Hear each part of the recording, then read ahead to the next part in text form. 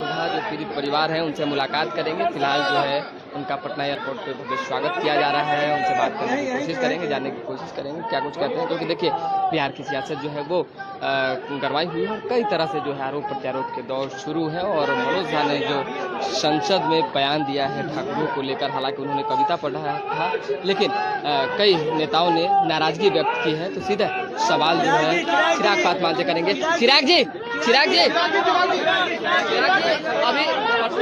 अरे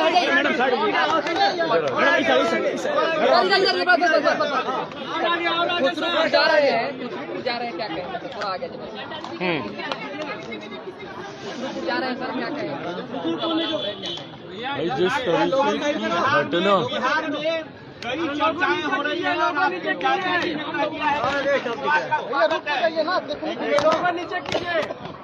भाई मुख्यमंत्री जिस तरीके की दबाव की राजनीति का इस्तेमाल करते हैं, ये यकीनन उसी का ही एक पक्ष है। दूसरों को डर दिखाकर मौजूदा गठबंधन से ज्यादा लाभ लेना, ये मेरे मुख्यमंत्री नीतीश कुमार जी की पुरानी रणनीति का हिस्सा रहा। जब वो एनडीए में रहते हैं तो पैदल चलकर जाएंगे आदरणीय लालू जी की इफ्तार में, ताकि एनडीए को डर दिखाया जा सके। और जब वो महागठबंधन में रहते हैं तो महागठबंधन के कार्यक्रमों को छोड़कर बार बार वो जाएंगे भाजपा के वरिष्ठ नेताओं को श्रद्धांजलि देने, ताकि राजद के ऊपर दबाव बनाया जा सके। ये मेरे मुख्यमंत्री की पुरानी रणनीति का हिस्सा रहा है, दबाव डालकर ज्यादा से ज्यादा लाभ। आज की तारीख में जिस तरीके से विपक्षी दलों के इस गठबंधन में मुख्यमंत्री की अनदेखी की जा रही है, बड़े बड़े सपने लेकर गए थे, वो संयोजक बनेंगे तो उस गठबंधन के नेता बनेंगे तो प्रधानमंत्री पद के चेहरे बनेंगे, और हकीकत ये है कि उस गठबंधन में इन्हें पूछा तक आज की तारीख में नहीं जा रहा। और ये इन्हीं के ही व्यक्तित्व की वजह से अविश्वास इतना है मुख्यमंत्री के व्यक्तित्व पर, इतना ज्यादा क्रेडिबिलिटी क्राइसिस है मेरे मुख्यमंत्री के चेहरे को लेकर कि किसी भी गठबंधन में रहे, ना वो गठबंधन इन पर विश्वास करता है, ना उस गठबंधन के नेता इन पर विश्वास करते हैं, जब प्रदेश की जनता ही इन पर विश्वास नहीं करती। तो ऐसे में कोई दूसरा व्यक्ति इनके ऊपर विश्वास क्यों करेगा?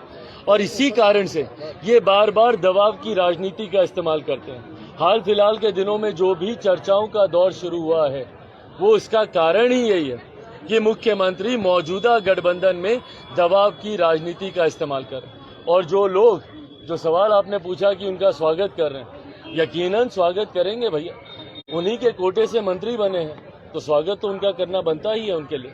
जेडीयू के पूर्व एमएलसी रणवीर मंडल ने आज पार्टी से इस्तीफा दे दिया है, कैसे देख रहे हैं? भाई ये तो अभी शुरुआत है, आने वाले दिनों में ये संख्या बहुत बढ़ने वाली है। बार बार हम लोगों ने इस बात को कहा है कि एक बड़ा असंतोष जनता दल यूनाइटेड में है। भाई देखिए, नेता तो बार बार गठबंधन बदल लेता है, पर ये वो लोग हैं जो जनता के बीच जाते हैं, और जिसको चुनाव लड़ना है, भले वो एमएलसी का हो, भले वो एमएलए का हो, जिसको चुनाव लड़ना है भाई उसको तो जनता के बीच जाकर जवाब देना ना। मेरे मुख्यमंत्री को तो चुनाव नहीं लड़ना। आखिरी बार मेरे मुख्यमंत्री ने कब चुनाव लड़ा था बताएं? ना वो लोकसभा का चुनाव लड़ते हैं, ना वो विधानसभा का चुनाव लड़ते हैं। बैकडोर से वो बार बार एमएलसी बनकर अपने आप को नॉमिनेट कर वो मुख्यमंत्री के पद पर बैठे हुए। तो इनको तो जनता के बीच जाना नहीं है, पर जिन लोगों को जनता के बीच जाना है उनको तो ये जवाब देना है ना कि भैया बार बार क्यों मुख्यमंत्री नीतीश कुमार जी पाला बदलने का काम करते हैं, गठबंधन बदलने का काम करते हैं। तो ऐसे में हर वो नेता जिसको जनता के बीच जाना है और जिसको इस बात का डर है कि जनता उनसे सवाल पूछेगी गठबंधनों को बार बार बदलने को लेकर, हर वो व्यक्ति आने वाले दिनों में चुनाव से पहले गठबंधन मुख्यमंत्री नीतीश कुमार जी की पार्टी जनता दल यूनाइटेड को छोड़कर अलग होगा।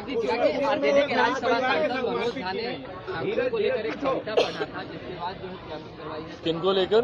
ठाकुरों को लेकर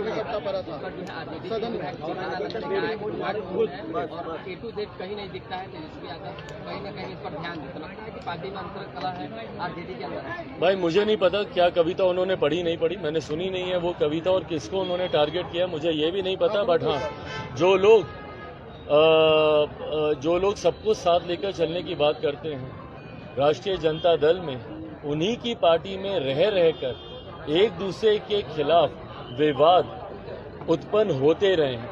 ये दर्शाता है कि कम से कम महागठबंधन के घटक दलों के भीतर कम से कम सब कुछ ठीक नहीं चल रहा।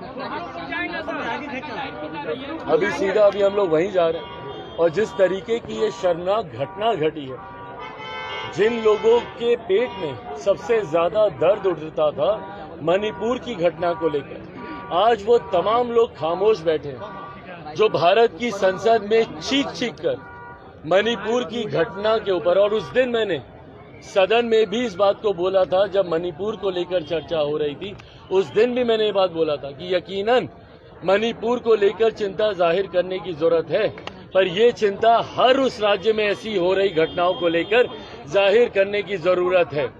ऐसे में मैंने बिहार का भी विशेष तौर पर वहां पर जिक्र किया था।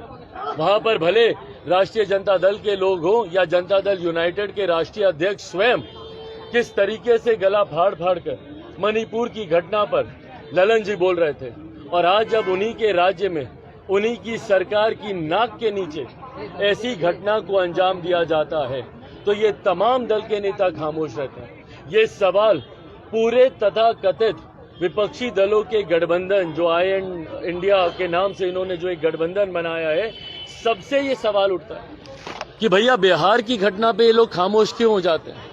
बिहार में आए दिन ऐसी घटनाएं हो रही हैं, उस पर ये लोग खामोश रहेंगे, पर जहां पर केंद्र की कोई सरकार होगी या एनडीए की कोई सरकार होगी तो वहां पर ये लोग आवाज उठाएंगे। ये सिलेक्टिव क्रिटिसिज्म, ये इनकी दोहरी नीति को दर्शाता है।